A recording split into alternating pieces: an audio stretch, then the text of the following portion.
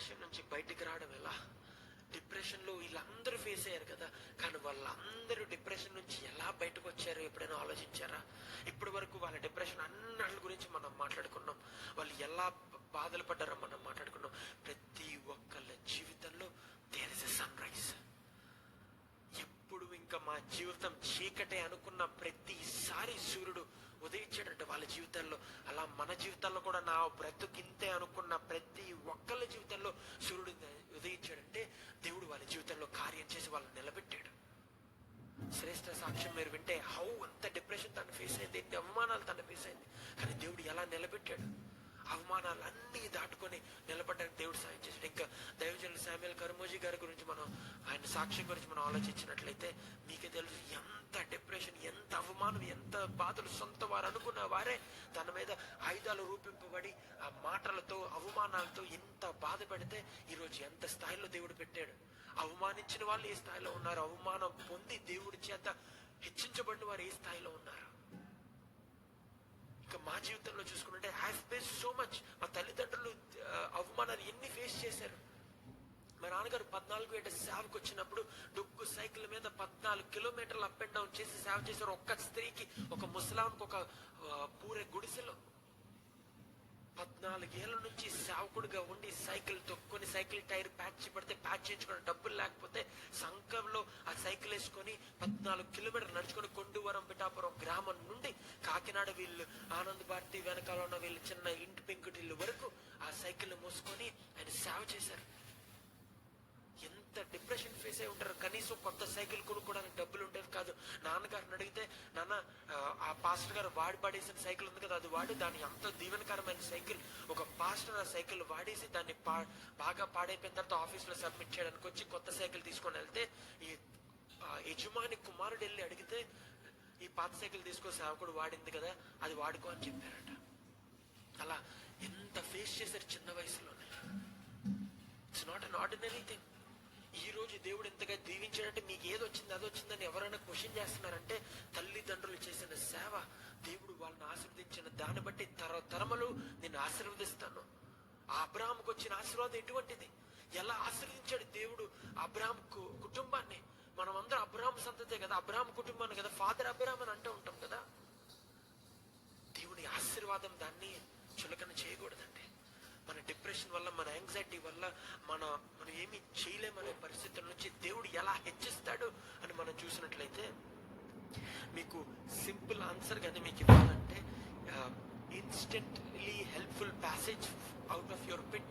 అంటే మీరు ఉన్న డిప్రెషన్లోంచి ఇన్స్టెంట్గా మీరు బయటికి రావడానికి ఏదైనా వాక్యం ఉందంటే అది 77వ కీర్తన అండి, సామ్ 77. మీ దగ్గర బైబిల్ గ్రంథం ఉన్నట్లయితే 77వ కీర్తన ఒకసారి మనం ఓపెన్ చేద్దాం. 77వ కీర్తన ఎటువంటిదంటే, sending an SOS to God. దేవునికి ఒక సేవ్ అవర్ సోల్ అనే వర్డ్ ఉంటుంది కదా, మన ఫోన్లో కనుక ఈ పవర్ బటన్ని 3 times క్లిక్ చేస్తే ఎమర్జెన్సీ కాల్ SOS అని వస్తూ ఉంటుందండి. మీకు కనబడుతుందో లేదో ఐ డోంట్ నో. SOS అని వస్తూ ఉంటుంది. అది కనుక స్వైప్ చేస్తే వెంటనే ఎమర్జెన్సీ కాంటాక్ట్స్ అన్నిటికి, అంటే అంబులెన్స్కి, పోలీస్ స్టేషన్కి, ఫైర్ స్టేషన్కి, తర్వాత మనకున్న ఎమర్జెన్సీ కాంటాక్ట్స్ అన్నిటికి నా జీవితం లేకపోతే నా సోల్ లేకపోతే నా ప్రాణం హానిలో ఉంది, నన్ను కాపాడండి అని మొత్తం అందరికీ సిగ్నల్ పడుతుంది. SOS signal, it is an emergency service signal అంటే. ఆ SOS signal save our soul. అసలు ఆ వర్డ్ ఎక్కడి నుంచి వచ్చిందంటే SOS అనేది ఈ పడవల్లో, ఈ షిప్స్లో ఎంతో కాలం, ఎన్నో నెలలు, సంవత్సరాలు మరి ఓషన్లో ఉండిపోతారు కదండి. నెలనే చూడరంట వాళ్ళకు పైరేట్స్ దాడి చేసినా, లేకపోతే దేన్నైనా వాళ్ళు గుద్దినా సరే, లేకపోతే ఆ తుఫాన్లో వాళ్ళు చిక్కుకున్నా, సుడిగుండాల్లో వాళ్ళు చిక్కుకున్నా, లేకపోతే భయంకరమైన అలలు వాళ్ళ మీద పడుతున్నా, వాళ్ళు SOS సిగ్నల్ ఒక ఫ్లేర్ ద్వారా పంపుతారంటే ఏంటంటే సేవ్ అవర్ షిప్ అని చెప్పి, ఆ సేవ్ అవర్ షిప్ అని చెప్పి ఆ SOS సిగ్నల్ ఏం చేస్తుందంటే వాళ్ళ ప్రాణాన్ని కాపాడడం కోసం సిగ్నల్ పంపిస్తూ ఉంటుందంటండి. ఈ 77వ కీర్తన కూడా అటువంటిదే. It sends a signal to God. దేవునికి ఒక సిగ్నల్ పంపుతున్నాం. నా బాధ ఇది, నా ప్రాణం హానిలో ఉంది, నా సోల్, నా ఆత్మ మనశ్శాంతి నాకు సరిగ్గా లేదు, నా హృదయంలో ఎంతో వేదన, depressed, I'm in distress, I'm in వాక్యం కనుక మనం చదివినట్లయితే మీకు అర్థమవుతుంది. మీ దగ్గర బైబిల్ గ్రంథం ఉన్నట్లయితే 77వ కీర్తన ఒకసారి మనం చూద్దామా?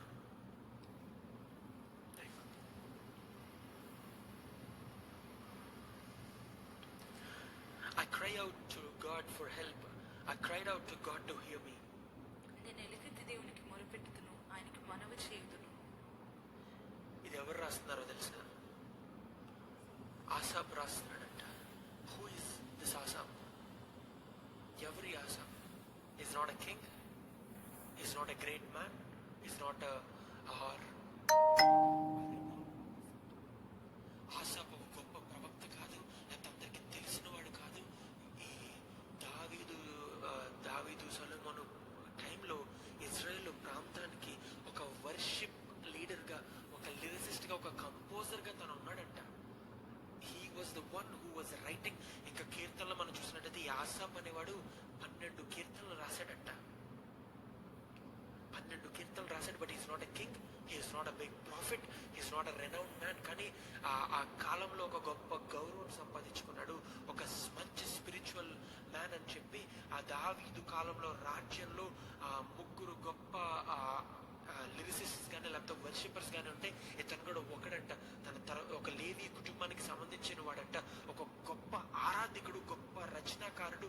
తన బాధ వేదన్ని దేవుడు తన జీవితంలో చేసిన కార్యములు గుర్తు చేసుకుంటా ఆ ఇజ్రాయేల్ ప్రాంతం అంతటినీ తన ఒక స్పిరిచువల్ మేనర్లో వాక్యాలు రాసేవాడంట. ఆసాపు రచనాకారుడు. తన బాధ వేదన్ని దేవుడు తన జీవితంలో చేసిన కార్యములు గుర్తు చేసుకుంటా ఆ ఇజ్రాయేల్ ప్రాంతం అంతటినీ తన ఒక స్పిరిచువల్ మేనర్లో వాక్యాలు రాసేవాడంట ఆసాపు. మరి ఈ 77వ కీర్తనను మనం చూసినట్లయితే I cry out to God for help. I cried out to God to hear me. When I was in distress, I sought the Lord. At night I stretched out my uttering hands and would not be comforted. నా ఆపత్కాలమందు నేను ప్రభువును వెతికితిని. రాత్రి వేళ నా చెయ్యి వెనుకకు తీయకుండా చాపబడి ఉన్నది. నా ప్రాణము ఓదార్పు పొందనొల్లకై ఉన్నది. I remembered you, God, and I grounded, I meditated, and my spirit grew faith. దేవుని జ్ఞాపకం చేసుకున్నప్పుడు నేను నిట్టూర్పు విడుచున్నాను. నేను ధ్యానించినప్పుడు నా ఆత్మ కృంగిపోవుచున్నది. I keep my eyes from closing. You kept my eyes from closing. I was too troubled to speak. నీవు నా కన్నులు మూతపడనీయవు. నేను కలవరపడుచు మాటలాడలేకయున్నాను. తర్వాత కూడా చదవండి. తొలిటి దినములను పూర్వకాల సంవత్సరములను నేను మనసునకు తెచ్చుకుందును. నేను పాడిన పాట రాత్రి అందు జ్ఞాపకం చేసుకుందును. హృదయం నా ధ్యానించుకుందును. దేవా, నా ఆత్మ నీ తీర్పు మార్గము శ్రద్ధగా వెతికెను. ప్రభువు నిత్యము విడనాడునా? ఆయన ఇంకెన్నడను కటాక్షింపడా? ఆయన కృప ఎన్నటికీ లేకుండా మానిపోయినా? ఆయన సెలవిచ్చిన మాట తరతరములకు తప్పిపోయినా? దేవుడు కటాక్షింప మానినా? ఆయన కోపించి వాత్సల్యత చూపకుండునా? ఎంత డిప్రెషన్లో తను లేకపోతే, ఎంత బాధలో తను లేకపోతే ఈ వాక్యాలు ఎలా రాస్తాడంటే, I cried out to God for help. దేవుడు నేను సహాయం అడగడానికి నేను ఏడుస్తా ప్రార్థించాను. I remembered you God. I meditated. నేను ప్రార్థించాను, నీ గురించి అన్ని చేశాను. My spirit grew in faith. నేను విశ్వాసంలో బలపడ్డాను. But you kept my eyes from closing. I was too trouble to speak. నా కన్నులు మూయవేయకుండా, అంటే నిద్ర పోకుండా నా బాధ, నా వేదన, ఎన్నో రాత్రులు నేను నిద్ర లేకుండా నేను గడిపాను. నాకుండే డిప్రెషన్ బట్టి, నాకుండే బాధను బట్టి, నాకుండే యాంగ్జైటీని బట్టి. అండ్ ఇలా అంటున్నాడు కదా, I was too trouble to speak. నేను మాట్లాడడానికి కూడా నాకు భయం వచ్చేది నాయన. I thought about the former days, the years of long ago. I remembered my song in the night. My heart meditated and my spirit asked. 7వ వచనంలో అంటున్నాడు, will the Lord reject forever? ప్రభువు నిత్యము విడనాడునా? ప్రభువు నిత్యము నన్ను విడిచిపెడతాడా? Will he never show his favor again? ఆయన ఇంకెన్నడను కటాక్షింపడా? ఇంకెన్నడూ ఆయనను కటాక్షింపడు, ఇంకెన్నడూ నా పక్షం నుండి నన్ను నిలబెట్టడు, ఇంకెన్నడూ నన్ను కాచి కాపాడడా? ఇంక నన్ను విడిచిపెట్టేస్తున్నాడా దేవుడు అని ఆ బాధలో దేవుడిని అడుగుతున్నాడంట. ఆ తర్వాత ఇలా అంటున్నాడు, has God forgotten to be merciful? ఆయన కృప ఎన్నటికీ లేకుండా మానిపోయినా? ఆయన కృప ఎన్నటికీ లేకుండా లేకుండా మానిపోయిందా? మనం అంటాం కదండి, మన బాధలో వేదనలో ఏం చేయాలో తెలియని పరిస్థితులు ఇంకా దేవుడు అనేవాడే లేడా? ఇంకా నా పైన నన్ను కరుణ చూపించడా? నన్ను కాచి కాపాడడా? నన్ను బయటకు తీసుకురాడా? ప్రభువా నన్ను కాపాడు అని ఎన్నిసార్లు మనం ప్రార్థించుంటాం మన డిప్రెషన్ లో, మన డిస్ట్రెస్ లో, ఎన్ని విషయంలో. తర్వాత ఎలా ఉంటాడు? Has he in anger withheld his compassion? ఆయన కోపించి వాత్సల్యత చూపకుండా, ఆయన కోపించి వాత్సల్యత చూపట్లేదా? ఆయన కోపం వలన ఆయన నా మీద కరుణ చూపట్లేదా? ఆయన కోపం వల్ల ఆయన నా మీద కంపాషన్ చూపట్లేదా? అంటే జాలి నా పైన చూపించట్లేదా అని అడుగుతున్నాడంట. That means he sending SOS signals to God.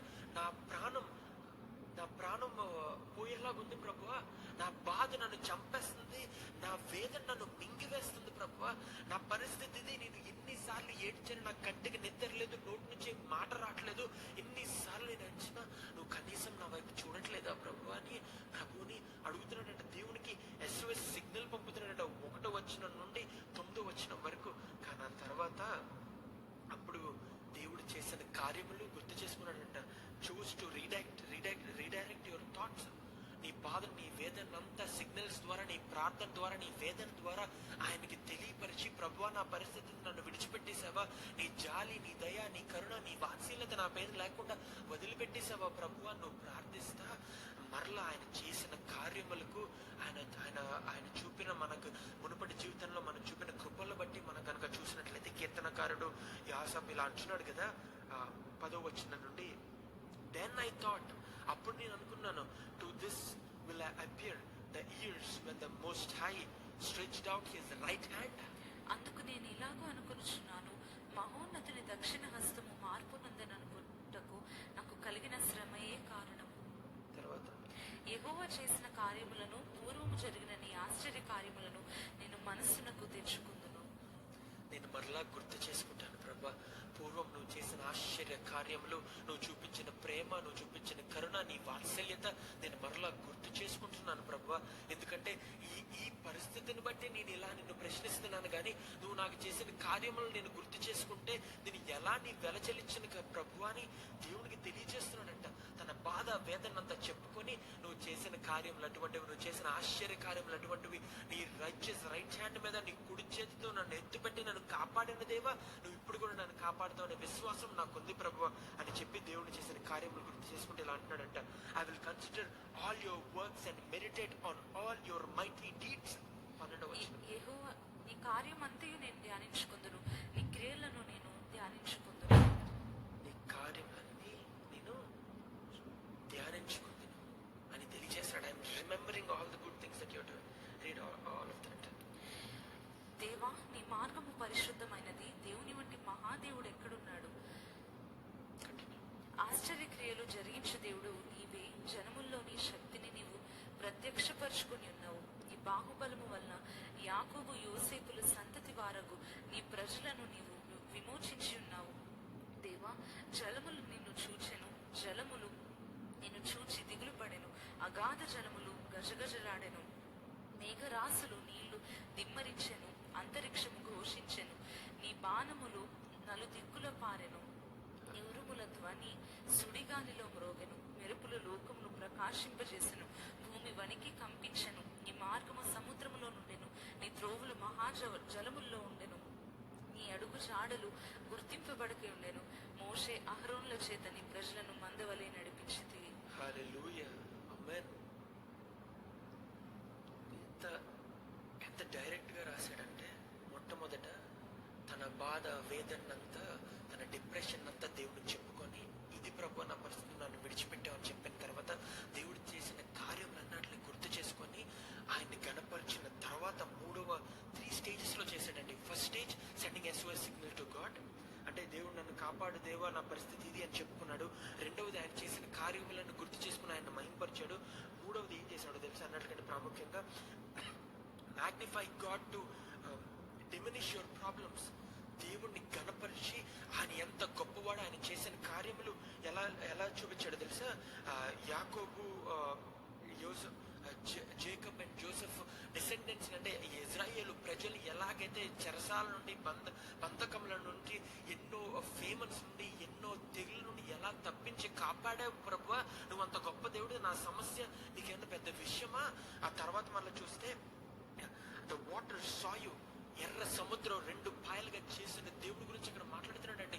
మోషే ద్వారా ఎర్ర సముద్రం పాయలు చేయించిన దేవుడి గురించి మాట్లాడతా, అంత గొప్ప దేవుడు నాయన, అంత గొప్ప రాజ్యం నుండి, అంత భయంకరుడైన ఫరో నుండి మమ్మల్ని కాచి కాపాడి తప్పించి ఎర్ర సముద్రం కూడా 2 పాయలుగా చేసిన దేవా, మమ్మల్ని నడిపించి కాపాడిన దేవా, ఆకాశం నుండి ఉరుములు తెప్పించి అగ్నితో దయించి మమ్మల్ని తట్టు తిప్పుకున్న దేవా, అంత గొప్ప దేవుడు నాయన. నా సమస్య చాలా చిన్నవనైనా, నా డిప్రెషన్ చాలా చిన్నది, నా యాంగ్జైటీ చాలా చిన్నది, నా భారం చాలా చిన్నది, అంత చేసిన దేవా, ఈ విషయంలో కూడా నువ్వు నన్ను కాపాడుతావనే విశ్వాసం నాకుంది ప్రభు అని చెప్పి 72 కీర్తనలో రాస్తున్నాడండి ఈ రచనాకారుడు, ఈ గొప్ప ఆరాధికుడు. మీ జీవితంలో కూడా మీరు పడే బాధలు బట్టి, ఇబ్బందులు బట్టి, అనారోగ్యాలు బట్టి, అవమానాలు బట్టి, లేకపోతే డిప్రెషన్ బట్టి, డిస్ట్రెస్ బట్టి మీరు అలా ఫీల్ అవుతుంటే 77 కీర్తన మీరు చదువుకున్నట్లయితే ఇట్ సింప్లిఫైస్ యువర్ ప్రాబ్లమ్స్. దేవుడిని it మ్యాగ్నిఫైస్ God and it డిమినిషెస్ your problems. నీ సమస్యల్ని ఎంతో చిన్నగానో దేవుడిని ఎంతగా పెద్దగానో చేసుకున్నట్లయితే నీ జీవితంలో నువ్వు ఊహించలేని, చూడలేని కార్యములు మరలా నువ్వు చూడబోతున్నావు. అదే అండి ఇక్కడ రాసిన ఈ పాటను, ఈ కీర్తన రాసిన ఆసాపు కూడా చెప్తున్నాడు. I magnified God, that's why I diminished my problems. నువ్వు నీ సమస్యల్ని పెద్దగానో దేవుడిని చిన్నగానో నీ జీవితంలో నువ్వు చూసినట్లయితే నువ్వు ఎప్పటికీ నీ సమస్యను దాటలేవు. కానీ దేవుడిని కనుక నువ్వు మ్యాగ్నిఫై చేసి నీ సమస్యలు కనుక నువ్వు చిన్నగా చేసుకున్నట్లయితే నీ జీవితంలో ఎన్నడూ ఎప్పుడు చూడని ఆశ్చర్య క్రియలు, ఆశ్చర్యకార్యాలు నీ జీవితంలో చూస్తావు. నువ్వు డిప్రెషన్తో ఉన్నావా, యాంగ్జైటీతో ఉన్నావా, ప్రాబ్లమ్స్లో ఉన్నావా, అనారోగ్యంలో ఉన్నావా? అయితే ఈరోజు నేను చెప్తున్నాను కదా, అవన్నాటికి జవాబు ఏంటో తెలుసా? అవన్నాటిని ఎదుర్కొనేది దానికి జవాబు ఏంటో తెలుసా? ఈ 77 కీర్తన. దేవుడి పైన నువ్వు ఆధారపడు, దేవుడు చేసిన కార్యములను గుర్తు చేసుకో. ఆ కార్యములు గుర్తు చేసుకునే ముందు, దేవుడిని గణపరిచే ముందు, దేవుడిని అన్నట్లుగా నీ జీవితంలో పెద్దగా చేసుకునే ముందు దేవుడు మొరపెట్టి నువ్వు ప్రార్థించు. నీ బాధనంతా ఆయన వ్యక్తపరచుకో. నన్ను విడిచిపెట్టక ప్రభు, నన్ను విడిచిపెట్టేసావా నాయన అని ఆయన గుర్తు చేయి. ఎలాగైతే ఈ కీర్తనకారుడు గుర్తు చేశాడో ప్రభువుకి అన్ని గుర్తు చేసుకున్న బాధ వేదన అంతా కక్కుకున్న తర్వాత తను దేవుడిని ఆరాధించాడు. ఈ 3 స్టేజెస్కి ఎలాగైతే ఆరాధించాడో, ఎలా ప్రార్థించాడో, ఎలా జవాబు పొందుకున్నాడో ఈ వాక్యం చదివినట్లయితే మీకు అర్థమవుతుంది. ఈ వాక్యం ద్వారా, ఈ ఆరాధన ద్వారా, ముఖ్యంగా ఈ 77 కీర్తన ద్వారా దేవుడు మిమ్మల్ని, మీ కుటుంబాన్ని దీవించి మీ డిప్రెషన్ నుంచి, యాంగ్జైటీ నుంచి, మీ బాధ వేదన, మీ ట్రబుల్ నుంచి దేవుడు మిమ్మల్ని బయటికి తీసుకొచ్చి విజయంలో మిమ్మల్ని నడిపించను గాక. ఆమేన్, ఆమేన్, ఆమేన్. దేవుడి వాక్యం ద్వారా మిమ్మల్ని దీవించును గాక.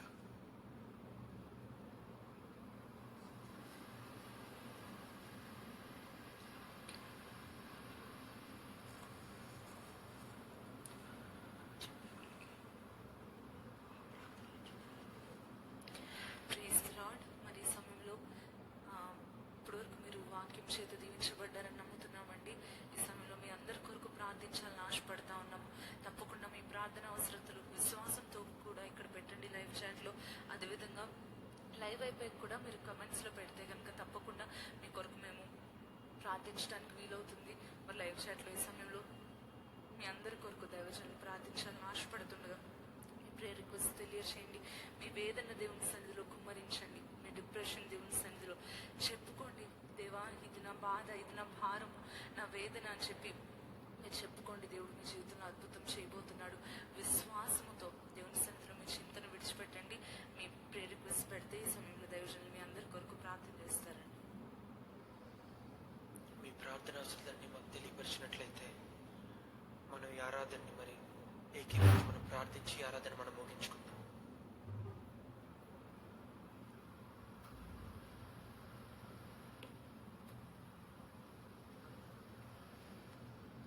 ఆ లైవ్ చాట్స్లో పాతగా మీరు ఒక 1 hour క్రితం పెట్టిన లైవ్ చాట్స్ ప్రేయర్ రిక్వెస్ట్స్ అన్నీ పోతాయండి, కనిపించవు.